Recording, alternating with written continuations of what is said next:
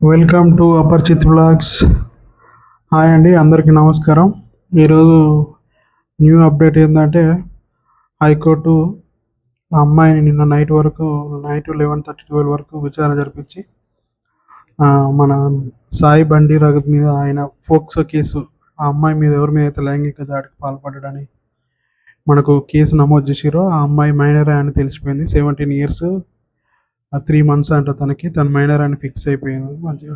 ఏంది హైకోర్టు చెప్పేసింది. ఆమె మీద ఇంతవరకు మాట్లాడిన మాటలన్నీ సోషల్ మీడియాలో కొంతమంది మాట్లాడారు. ఆ అమ్మాయి మేజర్ అది అని, అదంతా తప్పుగా తేలిపోయింది. నెక్స్ట్ పోలీసులు 2 సార్లు నోటీస్ ఇచ్చారు. తను హాజరు కాలేకపోయింది కాబట్టి ఢిల్లీ, కరీంనగర్ అండ్ అలాగే మన ఇటు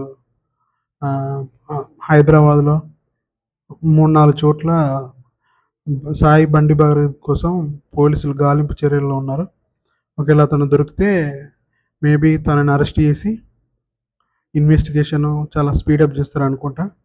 ఖచ్చితంగా తనకి శిక్ష పడుతుందని అందరూ అంటున్నారు. చూద్దాం ఏం జరుగుతుందో. అందరూ ఇదే మన తెలంగాణలో చాలా గత 7-8 రోజులుగా, వారం 10 రోజులుగా ఇదే విషయం మీద అందరూ ఎక్కడ చూసినా చర్చించుకుంటారు. ఏం జరుగుతుందో చూడాలి. జై హింద్, జై తెలంగాణ.